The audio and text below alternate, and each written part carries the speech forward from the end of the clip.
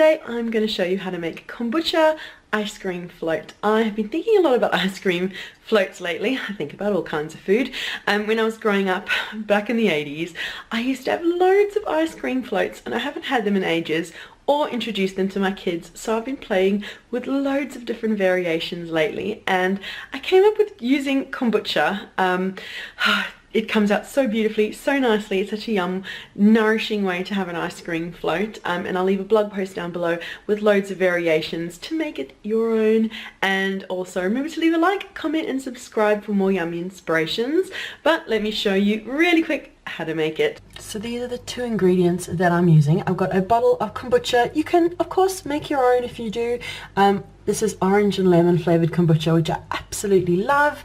And instead of using ice cream, I've got fresh whipped cream. You can whip up your own cream. I've popped it in the freezer so it's hardened a bit like ice cream, but feel free to use any ice cream that you want, homemade. Just use cream. It works out well doing it like this, and I don't have to whip up anything.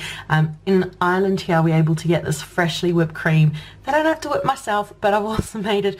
You just freshly whipped cream, pop it in the freezer for an hour or so to harden, and then you've got ice cream-ish sort of texture that you can put together in a float, which I will do now. Right, start with a couple of teaspoons of your ice cream in your glass, and now I'm just gonna open up my kombucha and pour it on. It really is that easy. Let's get a nice view of it. Okay, and pour it on really slowly and let it gonna foam up a little bit.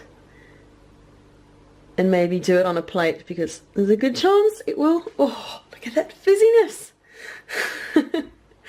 Yeah, pop a little more kombucha on the top, and this is so nice. Just eating with a spoon, you can see it bubbling away there, and oh, this is such a simple way to enjoy a nice refreshing drink. And yet kombucha is definitely keto friendly, even though it's got sugar in it.